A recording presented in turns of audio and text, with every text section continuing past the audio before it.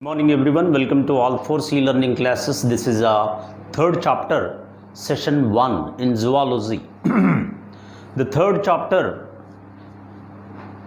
is body fluids and circulation, which is nothing but the circulatory system.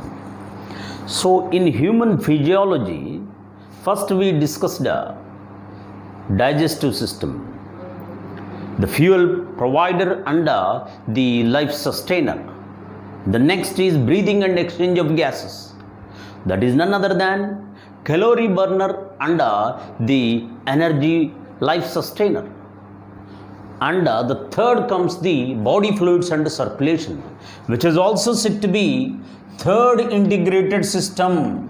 Third integrated system. Integrated system, and it is a postman job,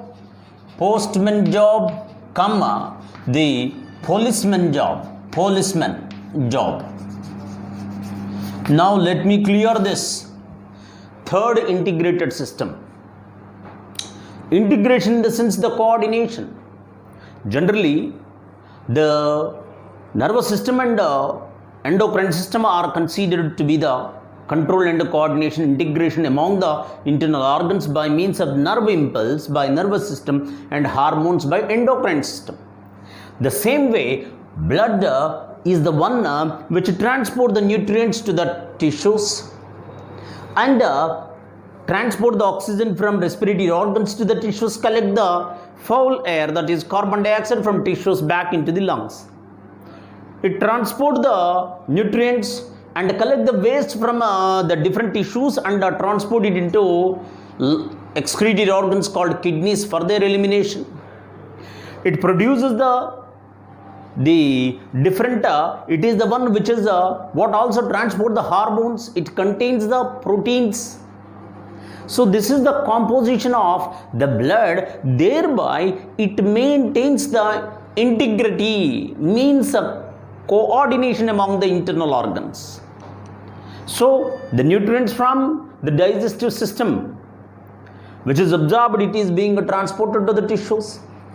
Oxygen from the lungs to the tissues. Collection of waste from the different tissues back into the kidney for elimination. Maintaining the heat. Transportation of hormones.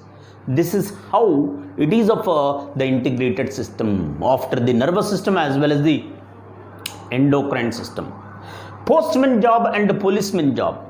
A postman is the one who collect the letters and any files, all are being delivered to the house or homes that collected from the post office, which is what received from somewhere else. So here also the oxygen which is collected from the atmosphere is being delivered to the tissues. The nutrients that we have taken are being transported to the different tissues. So thereby it is acting as a postman job, policeman job. Generally the macrophages, and we see there are in fact the macrophages in the sense the monocytes itself. Earlier we discussed, as long as the monocytes in the blood, they remain as it is, but when they come out of the blood and reach the connective tissues where they become the macrophages, these are of the phagocytic in nature. What do you mean by phagocytosis? Phagocytosis means killing bacteria, microbes. So it is the policeman job. Neutrophils are phagocytic. They are also what protecting our body, which is the policeman job. So that's what the detail we see in this part of the circulatory system, body fluids and circulation. Generally, the circulatory system in which the body fluids are off. Body fluids, if we see, it is the intracellular and the extracellular fluid we see. Intracellular and the extracellular. What do you mean by this? It means the fluids that is present in the cell is intracellular.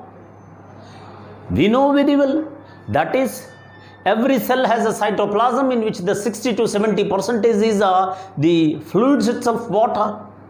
So the intracellular and extracellular, that is inside the cell, that is outside the cell. Basically the intracellular fluid is the same right from the microbe to even till up to the highest individuals, that is human beings. Its composition is same. And extracellular fluid, if we observe, which includes the intercellular fluid, in fact, inter means in between. What in between? In between the cells. Intercellular in the sense inter, in between. What in between? Cells. So intercellular fluid 1, which is also referred to as the tissue fluid.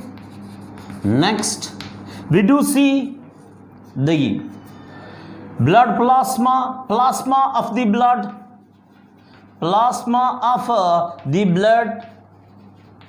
Next, the plasma of lymph. Next, even the synovial fluid.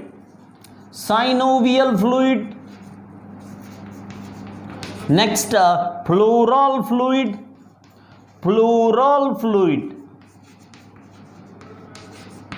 These are all what are the extracellular fluid. Extra, outside. So it can be outside the cell, it can be in between the cells. In between the cells means the fluid that is present in between the cells means cells, group of cells is named to be the tissue. That's what it is, a tissue fluid. Intercellular fluid. Plasma of blood. Blood is said to be the mobile connective tissue.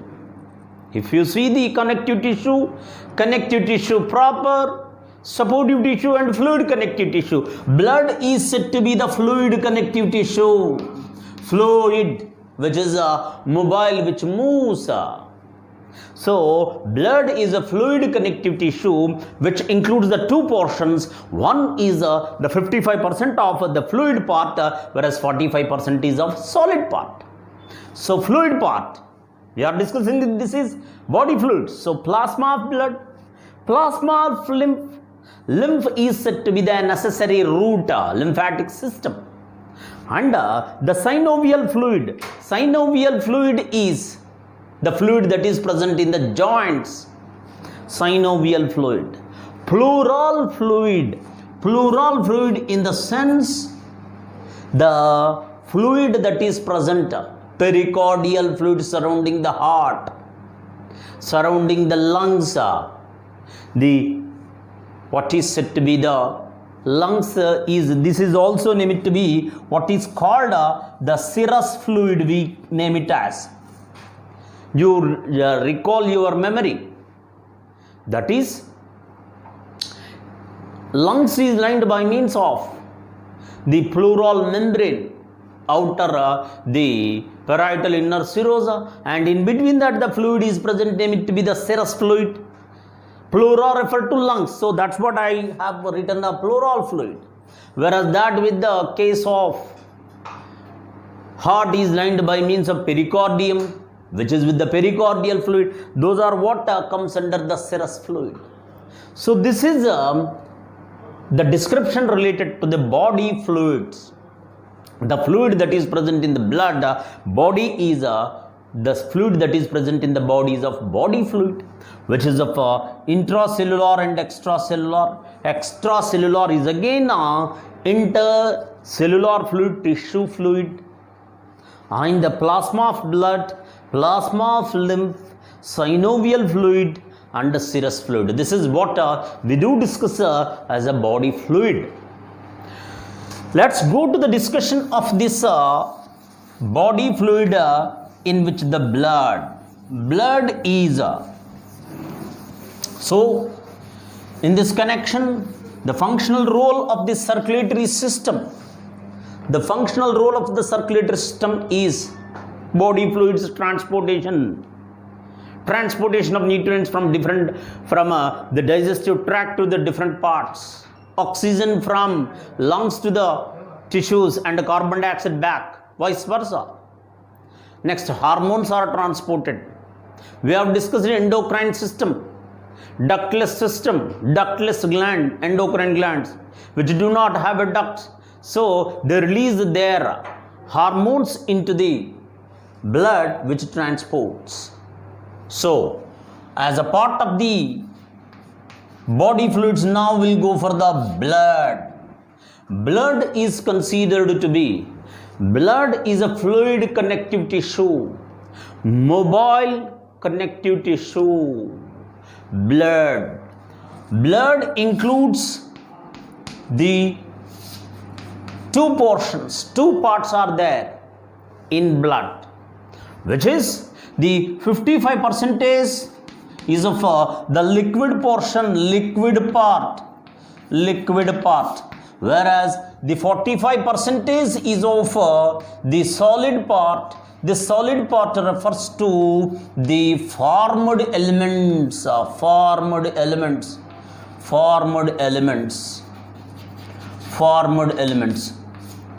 The point to remember that as a part of the tissues, blood is already, you are well familiar in the first year, but it is playing the vital role in the circulatory system. That's the reason why the blood as a component, as a part discussed under the circulatory system. We'll discuss the entire the blood, fluid connective tissue, mobile connective tissue. 55% is the liquid part which is said to be the plasma, and the solid part is the formed elements are blood cells, and the 55% is a liquid part, plasma, whose composition is 92% is water. 92% is water. Then the remaining 8% includes the proteins, next the gases, nutrients, and even the minerals are all what present in it. So proteins, 92% is water. So if I ask you a question, basically a healthy human being will have 5 to 6 liters of the water. 5 to 6 liters of water. Remind you one thing, that is, there is a difference in the amount of the blood when compared with the male to female individual. That is, in a female slightly varied. Why? The reason is, females at regular intervals undergo menstruation, periodical removal of the fluid during the ovulation period. That is, menstrual cycle is one of the phenomenon named to be the menstrual cycle, which is a characteristic feature of mammals, in which at a regular interval 28 to 30 days the menstrual flow takes place, through that the blood loss takes place every month. So this is the reason why slight difference is there in females when compared with the male. Naturally, the amount of its content also what varies. That is the most important point to remember. Let's see, 5 to 6 liters of the blood is present. If I ask you a question, a person is with 5 to 6 liters in the sense 5000 milliliters. 5000 milliliters. If I ask you a question, an individual, a healthy individual with a 5,000 milliliters of the blood is with what amount of water? What amount of water? Come on, answer. So what you say is 5,000 milliliters into 92 percentage. So what answer you arrive is 92 into 5, that is 5 to the 10, 9 5 is 45, 46. So what you answer is 4.6 liters. Is it right? But blunder that is. Why? Why means water 92% in part of the what is called plasma, not entire. So that is to remind that here the 5,000 milliliters in which 55 percentage, that is 55 5s are 55 5s are 5 5s are 25, 5 5s are 25 plus to 27. So 2.75 liters is the plasma. In 2.75 or 2,750 milliliters, in which 92 percentage is to be calculated. So now you will arrive at the answer, that is 2 5s are 10, 14, 15, 5, 45, 63, 18, 24. Look at here, what answer you arrive? That is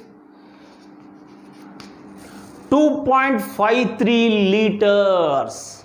Answer is 2.53. So an individual, healthy individual of 5 liters of the blood will have 2.53. Is it clear? What I am saying is 5,000 liters of blood, an individual, how much amount of the water has? What amount is what they have? So in this connection, first of all, it is a part of the plasma. That is, it includes blood, include plasma and solid part. Whereas plasma is with the 92. So it's not the total 92. First of all, we have to differentiate how much is the plasma part. So 5,000 milliliter, which includes 55 percentage, is 2.75 liters. 2.75, in which 92 will be 2.53. So 2.53 is what the answer for blood.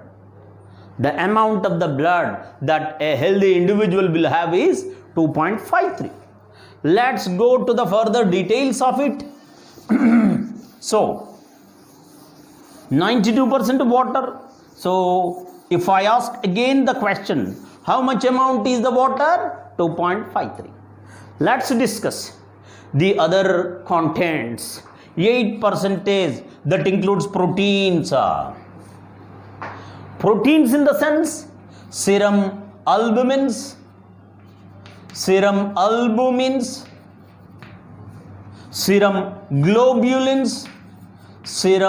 globulins, and it includes prothrombin, fibrinogen,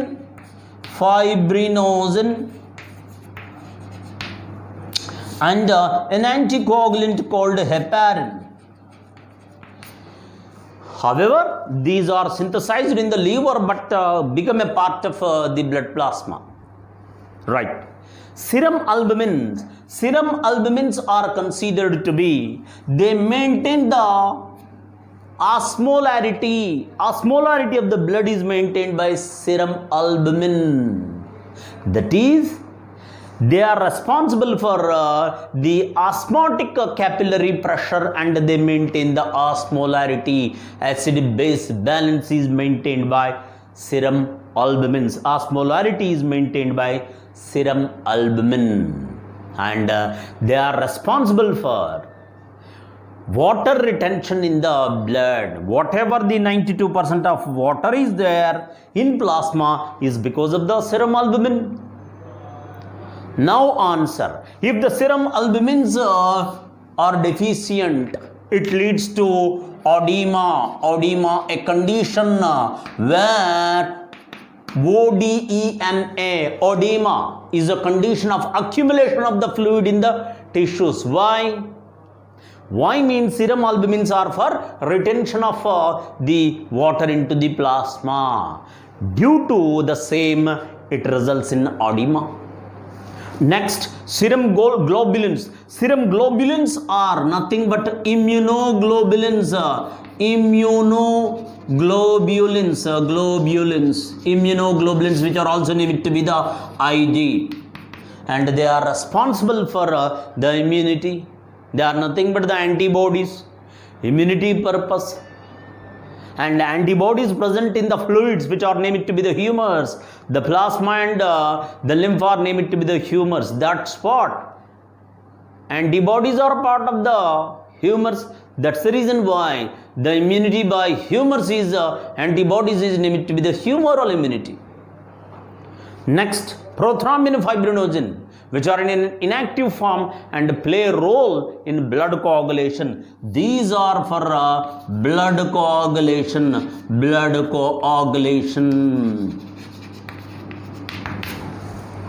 And heparin is an anticoagulant. So, this is the composition of the plasma, which includes the proteins, serum albumins, serum globulins. Serum albumins are for retention of water in the blood. So, they maintain the osmolarity, balance of the water content, and its deficiency leading to edema. Serum globulins or immunoglobulins, they are nothing but the antibodies. And since the plasma of blood and plasma of lymph are named to be the liquid part are named to be the humors. That's the reason why antibody, the immunity by antibodies is named to be the humoral immunity. Humoral immunity. The immunity developed by the antibodies. Humoral, HUMORAL, humoral immunity. And so far we have seen that the 92% of water, and it is of entire the 5 liters of the blood, it is 2.53. Then 8% is of protein, serum albumin, serum globulin. Next, prothrombin fibrinogen. Prothrombin and fibrinogen are as well as the heparin and anticoagulant synthesized in the liver and brought here, and it is present here. And because of the heparin, the blood do not clot. So you may raise a doubt, prothrombin and fibrinogen are for blood coagulation and heparin is an anticoagulant. In the sense, healthy blood vessels do not clot.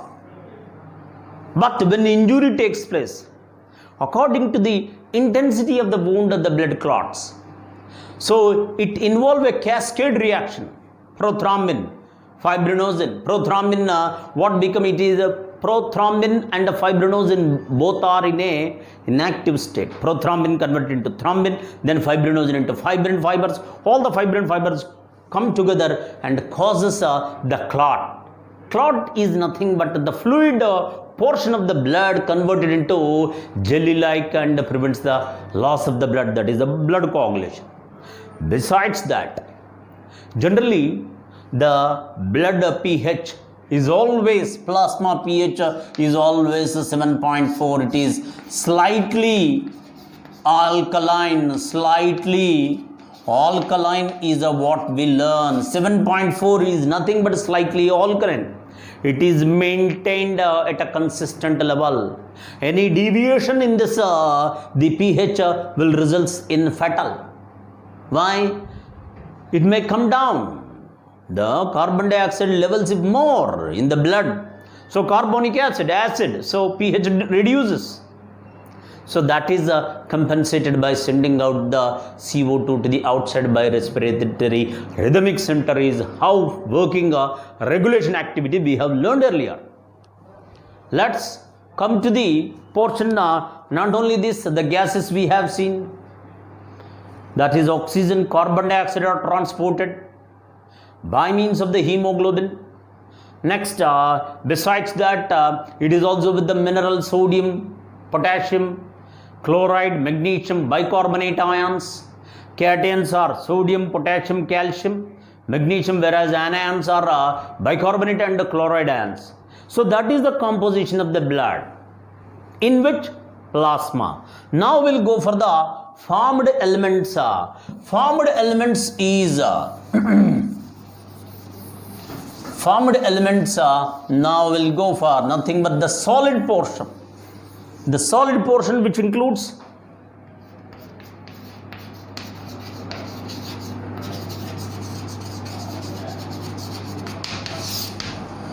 it is a solid part which is of 45%. So in this connection we do learn that is RBC, WBC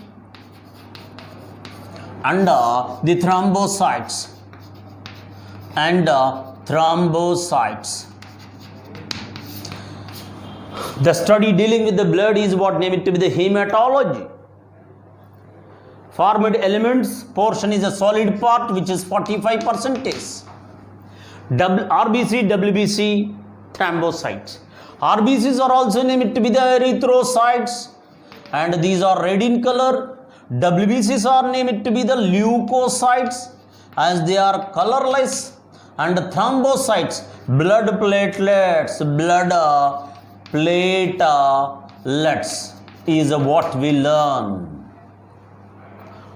RBCs, basically the RBCs are the production of the blood is named to be the hemopoiesis, which includes erythropoiesis, leukopoiesis, thrombopoiesis.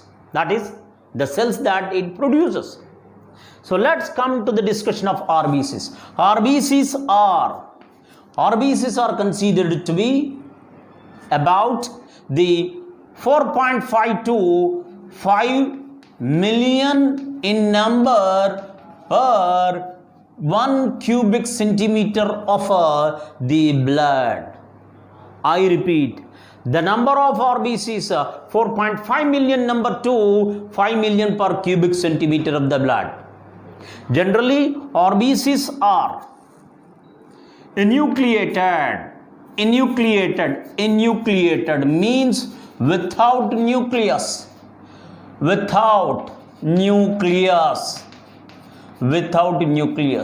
Why? Basically, not only that is nucleus is a cell organelle. Basically, RBCs without cell organelles called nucleus, ribosomes, mitochondria and other Golgi bodies, these are all absent. If these cell organelles are present in the cell, the surface area for oxygen is reduced. This is the main reason. What I am repeating is the RBC is enucleated, that is without nucleus, and it is without the cell organelles such as Golgi complex, mitochondria, ribosomes and other membranes, other cell organelles.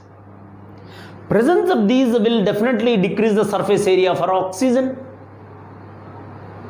RBC is with the respiratory pigment. It needs large surface area. That's the reason why these are absent. I remind you.